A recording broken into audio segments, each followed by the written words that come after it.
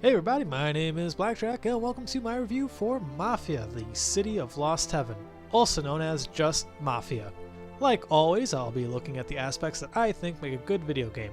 Those aspects are story, presentation, gameplay, and content.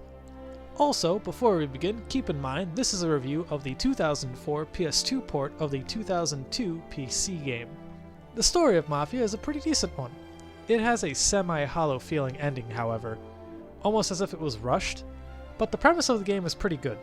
You play as Tommy Angelo, a common taxi driver who was at the wrong place at the wrong time.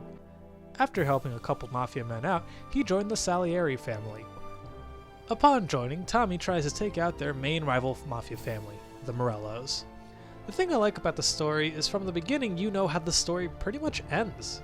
The first actual scene you see is Tommy speaking to an officer at a diner. Tommy tells him all his exploits during his time in the Mafia, so that he and his family can be protected, while also ending the Salieri family. The characters are decent, however a tad one-dimensional. Tommy, who's played by Michael Servino, is the only character who has any depth, except for maybe Paulie, played by William DeMeo, towards the end. The game didn't really show the friendship between Paulie and Tommy too well throughout the game.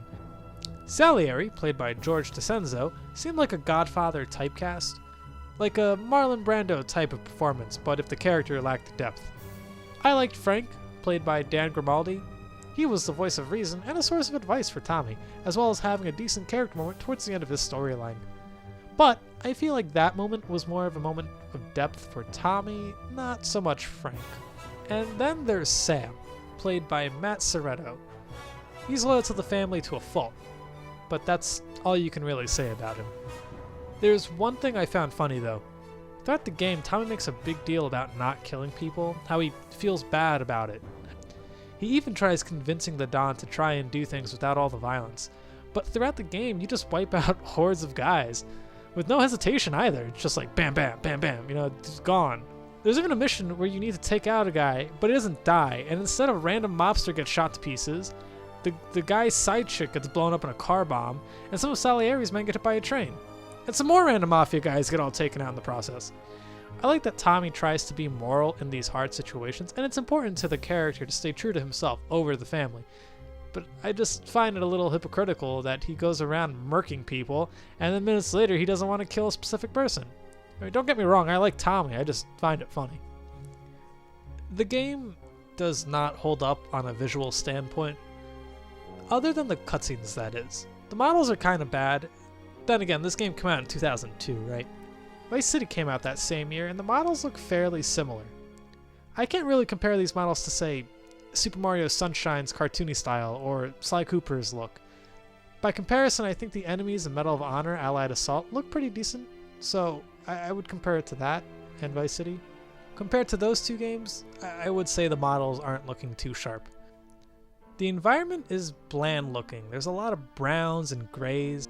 Going back to Vice City for a moment, that game's environment has an interesting look and a nice 80s neon color scheme going for it. But even the HUD of Mafia looks like a rushed Photoshop job. It's like something I'd do in 20 minutes before class. However, the cutscenes look really good. There was some noticeable artifacting that was happening, but I'm not too sure if that's caused because of my recording setup or if it's just part of the game. Like, I didn't notice it on my initial playthrough, but then again, I didn't notice much of anything when my PS2 was bugging out. I talked about that during the playthrough. Check it out if you're interested. But other than the artifacting, the cutscenes are good looking. I like the sweeping motions of the camera, and the shots are very nice. The models are clear, and you can see what the characters actually look like. I like that Mafia 2 kept its cinematic feel with its cutscenes, so it was a nice touch on that game and this game as well. The soundtrack was composed by, Vladimír Šimůnek? David Šimůnek. Šimůnek, okay, Šimůnek. We're gonna go with Šimůnek. Yeah. The soundtrack is nice and subtle during the gameplay, but the overall score is filled with nice orchestral pieces and some nice licensed music from around the time. I actually get this song stuck in my head all the time. Mostly because it's like one of 3 songs that play when you're out in the field driving. I think the music fits for the time as well. Some of the dialogue in this game is really funny, but not in an intentional way. Some of these lines were read in a pretty funny manner. It kind of took me out of some of the scenes when there was just a line that sounded kind of phoned in. Back in the car. Everything will be okay. Don't move, scumbag, or I'll fill you with holes. Come on, just try it. You won't get past me. Sure thing, buddy. Just stay cool. Everything's okay. Just go. No problem. Just try it. The gameplay is really fun. It's an early 3D sandbox game originally designed to be on the PC. The port does a decent job at making it still feel like a PC game. Tommy moves in 4 directions, but he can pivot with the camera. It's a little weird at first on controller, but you get used to it pretty quick. Shooting is pretty fun. You can adjust the aim sensitivity, but honestly you can beat the entire game without doing that. My only issue is that sometimes the shooting isn't responsive enough. I'll be pressing the button 1 or 2 times and Tommy just won't shoot. He also doesn't shoot if you're too close to a wall, so keep that in mind. But that makes sense to me in a way. You don't even really need to be that precise with the reticle to hit your targets. Just being in the ballpark is good enough. There's even a really useful snap targeting feature. By pressing R2 or L2, this allows Tommy to instantly aim at some of his targets. But be careful, because you need to be a certain range in order to do that. Another thing that took me a while to get used to is the reloading. I'm the kind of player that reloads after shooting the gun, but in this game, that will leave you without ammo pretty quick. This game operates on a more of a realistic magazine system instead of a more modern bullet system. I mean, I know I just made those terms up, but just let me explain for a second. Let's say you have 200 bullets and a 50 clip mag.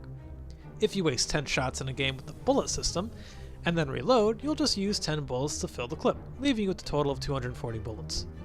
In this game, if you have a 50 clip mag and 200 bullets, but only waste 10 shots, when you reload, you replace the entire magazine, meaning you only have 200 bullets. God, I hope that made sense. What I'm trying to say is that it took me a while to not reload after every kill. That's not a bad thing, mind you, it just took me a while to figure out why I was running low on ammo all the time. The melee in this game sucks though. If you get hit by a character who's just punching you, good luck trying to get out of that animation. The only effective melee weapon is the bat or maybe the crowbar, but even those don't work all the time. You can even get a knife off of people, but you'll more than likely just have a bat, so why use the knife? Same thing goes for the brass knuckles. Most of the guns are slightly different, but you'll be using the ones Vincenzo gives you for the most part. With the exceptions of the Tommy gun and rifle, the guns you get from the enemy NPCs are weaker than the guns that he gives you. Unless you run out of ammo, then any gun is better than no gun, right? I still stand by what I said about aiming. However, the draw distance is something that needs to be improved. You can't hit what you can't see, but that doesn't hold true for your enemies. As long as you're not behind cover, the enemies can and will hit you, so keep that in mind. Driving is interesting. I commend the team at Illusion Softworks for implementing the most realistic rule set for driving in any video game I have played yet. You can't blow red lights, you can't speed, you can't drive in the left lane without having to worry about the dumbass in the right lane making a left fucking turn, and to top it all off, if a cop drives into you, it's your fault! This game emulates real life to a T. But no, seriously, I actually like the driving in this game. The early cars are kind of lame because they're slow, but as you progress and as you talk to Ralphie or help out Lucas, you'll be getting faster cars that handle pretty well. But for the most part, each car feels heavy and kind of like you're driving a boat. I am not sure why I like that, but I like to believe that's just how cars were back in the 30s. I also like that the team used car models based on actual real-world 1930s cars. They look okay for 2002. So there really isn't much content for this game, but it's not a short game. There are 22 missions that get gradually more difficult as the game goes on. There is even a racing mode which unlocks cars to drive around in the free ride mode, as well as a car cyclopedia. One thing I need to mention is the rather long load screens that pop up all the time. I think the most annoying one is the loading screen that appears when driving over the bridge that connects Central Island to downtown. You'll be traversing that way all the time, and that loading screen is just obnoxious. Like, I don't mind loading in each chapter or dying and loading in the checkpoint, but I do mind being interrupted mid-drive to stop and wait like for a minute and then continue driving. Also, the checkpoints can be pretty brutal, especially near the end of the game, or when you're doing a mission that involves you driving across that bridge and dying and resetting, having to re-drive that whole way and waiting for that loading screen, it can get rather annoying. I was losing my mind during the mission, you lucky bastard. That mission is really hard at the docks. Dealing with guys with shotguns and rifles and Tommy guns, all unlimited life, with only one healing spot is really brutal.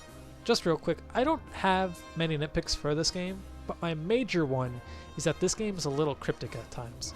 For instance, in that same mission, after you survive the gauntlet of enemies, you need to go to these oil tankers and let them roll on the tracks.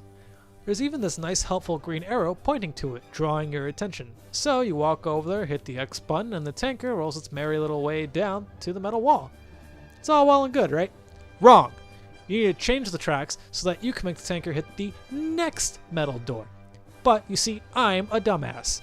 I didn't know you could change the tracks, so I let both tankers hit the first wall. I was more than upset to find out that my idea of sending 2 tankers across the fucking track to destroy a metal wall didn't actually work, and instead of maybe resetting me to that part of the level, it sent me all the way back to where I had to deal with these stupid guards again.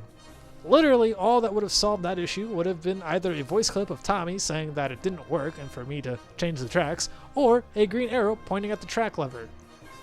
I had a great time playing this game. It's not perfect, but it sure is a good time. Now, normally I don't really like remakes, but I think this game could really use one, or rather more of a remaster where they just update the visuals. As it stands, Mafia, the City of Lost Heaven, is a fun game with below average visuals for the time and a decent story, albeit with the rushed ending. So I'm going to be giving this game a 6 out of 10. I would recommend it to anyone who wants a decent challenge with some really good gameplay. Well anyway guys, I'll see you in the next review. Peace.